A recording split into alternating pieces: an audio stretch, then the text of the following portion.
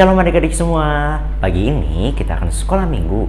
Jangan lupa siapkan Alkitab kalian masing-masing dan duduk dengan rapi ya. Kita mulai di dalam doa. Mari lipat tangannya dan tutup matanya. Tuhan Yesus, terima kasih untuk hari yang Kau berikan. Sekarang kami akan memulai ibadah kami. Tuhan berkati dari awal sampai akhir. Dan di dalam nama kami berdoa. Amin. Puji Tuhan, sekarang kita mau bangkit berdiri dan memuji Tuhan dengan semangat.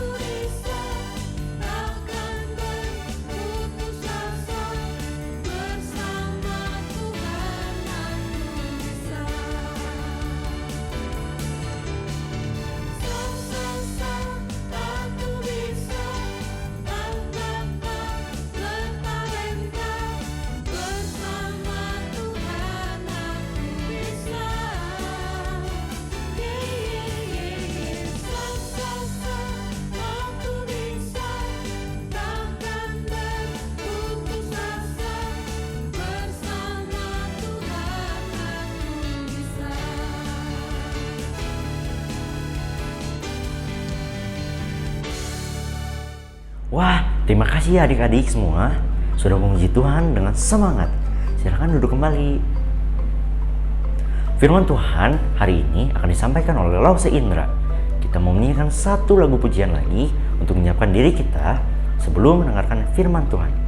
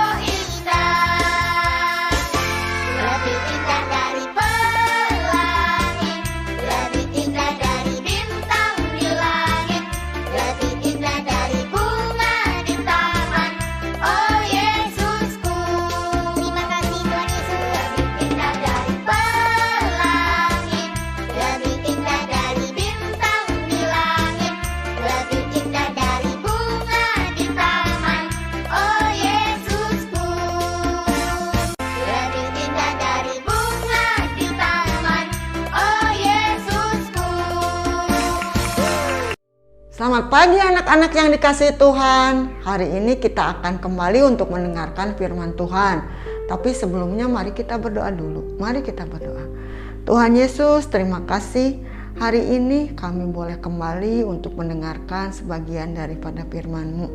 Tuhan, tolong kami, buka hati kami, sehingga firman-Mu itu dapat tertanam dalam hati kami, bahkan kami juga dapat melakukannya di dalam kehidupan kami. Dan kami juga berdoa Tuhan untuk kami yang akan menyampaikannya, kiranya Tuhan memberikan hikmat supaya apa yang kami sampaikan sesuai dengan kebenaran firman-Mu dan dapat menjadi berkat bagi kami yang menyampaikan dan bagi setiap anak-anak yang mendengarkan. Terima kasih Tuhan Yesus.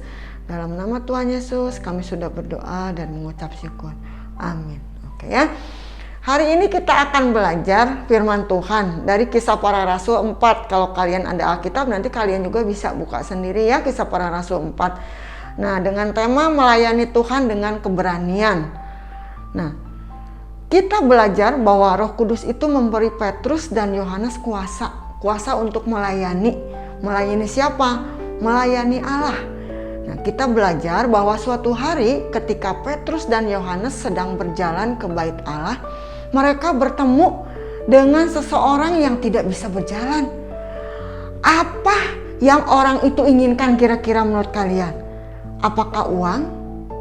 Apakah mereka melihat Petrus dan Yohanes pengen meminta sesuatu apa ya? Nah, biasanya kalau orang-orang pengemis itu uang ya yang mau ya. Nah, tapi apa? Orang ini apa sih yang dipinta dari Petrus dan Yohanes? Yohanes dan Petrus kira-kira memiliki uang nggak ya pada saat itu? Nah, ternyata pada saat itu Petrus dan Yohanes tidak memiliki uang. Tapi Petrus dan Yohanes mau berbuat terhadap orang itu. Kira-kira berbuat apa ya? Kalian ada yang tahu? Nah, ternyata Yohanes dan Petrus mau menyembuhkan orang lumpuh itu. Kalian tahu orang lumpuh itu apa? Lumpuh berarti tidak bisa berjalan ya. Nah, apa yang orang itu lakukan sewaktu ia menyadari bahwa Yesus Kristuslah yang sudah menyembuhkan dia, yang sudah menyembuhkan orang lumpuh itu. Nah, kalau Petrus dengan Yohanes itu dipakai alat oleh Tuhan, diberi kuasa oleh Tuhan untuk dapat menyembuhkan orang lumpuh itu. Nah, yang menyembuhkan orang lumpuh itu adalah Tuhan Yesus. Nah, kemudian apa yang dilakukan sama orang lumpuh itu?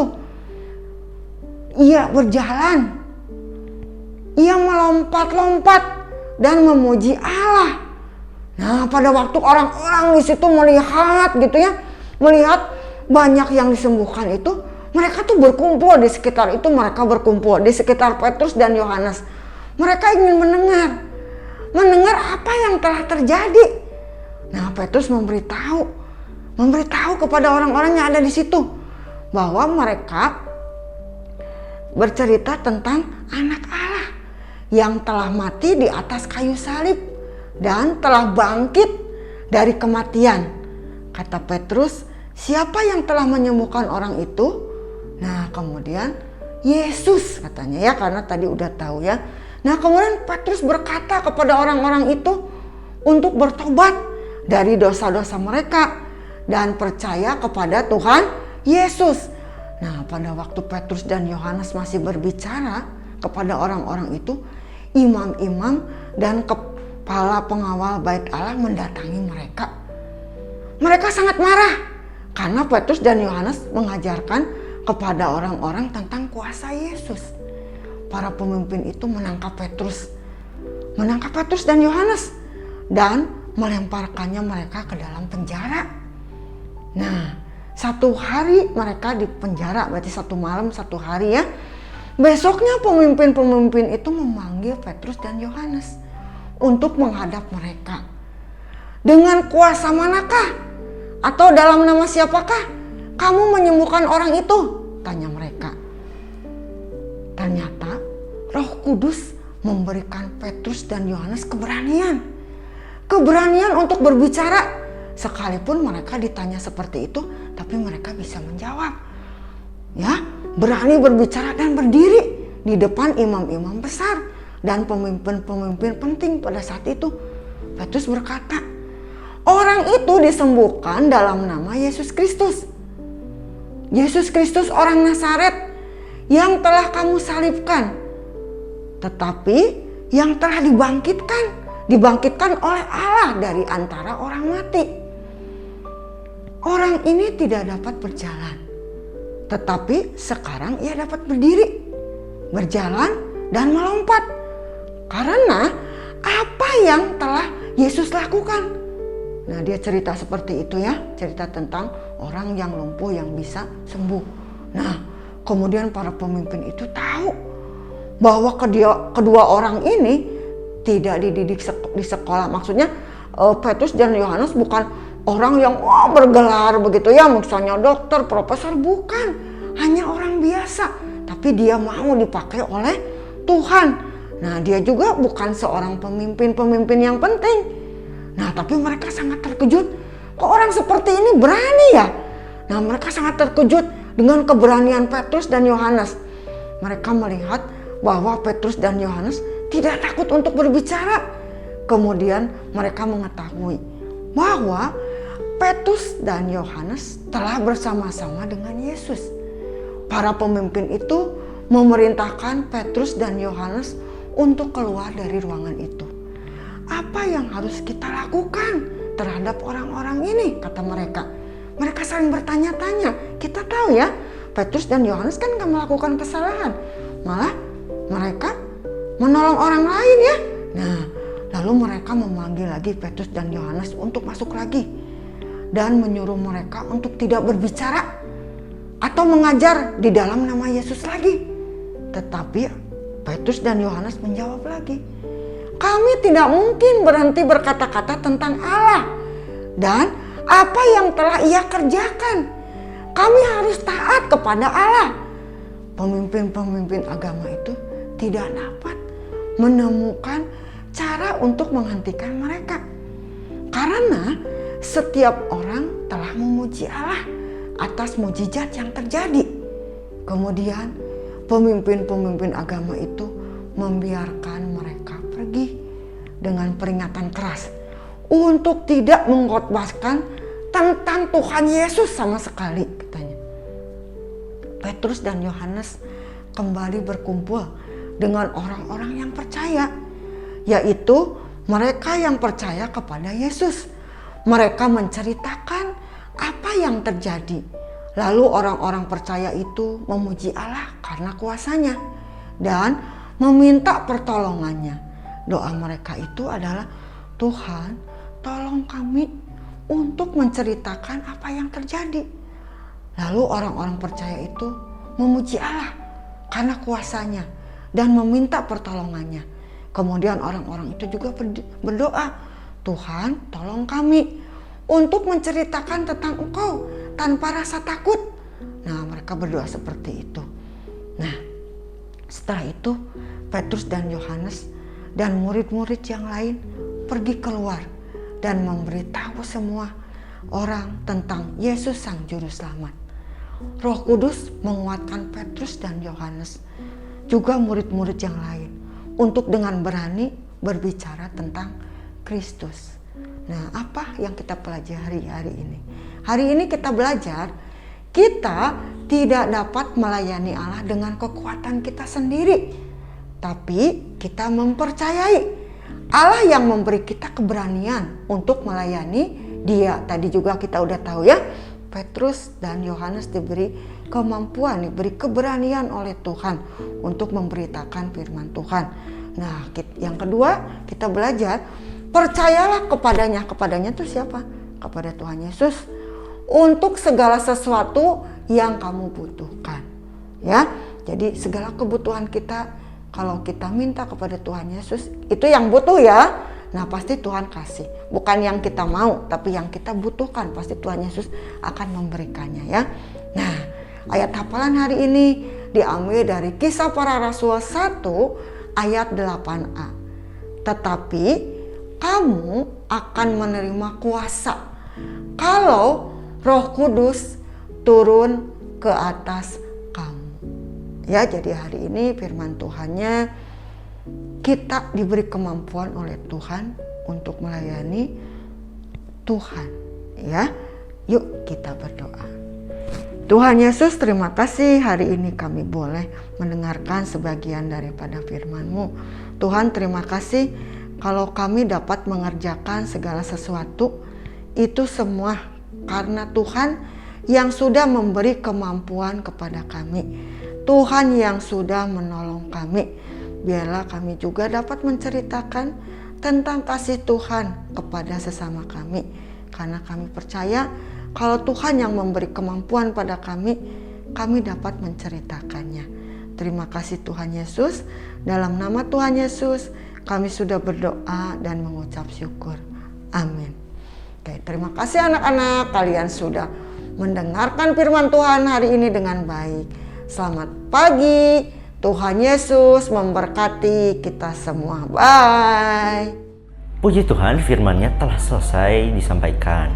Terima kasih Lause Indra yang sudah membawakan firman Tuhan.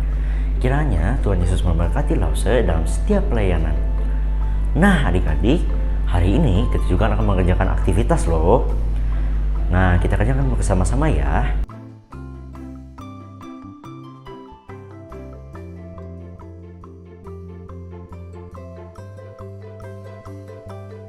Hebat ya, kalian sudah mengerjakan aktivitas dan ayat hafalan setiap minggu.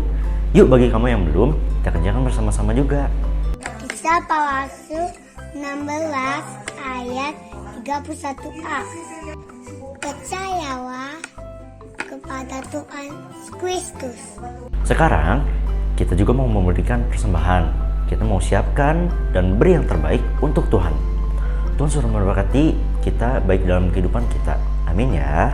Kalian bisa menyimpannya terlebih dahulu dalam amplop dan menitipkannya kepada papa mama ketika datang ke gereja nanti, atau bisa melalui QR code yang tertera di layar masing-masing kalian. Akhirnya sekolah minggu kita selesai dan sekarang kita mau tutup dalam doa. Mari lipat tangannya dan tutup matanya.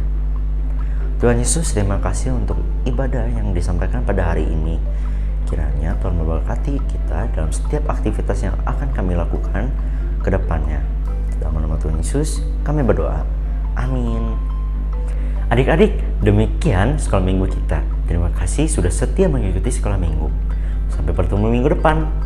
Tuhan Yesus memberkati. Dadah.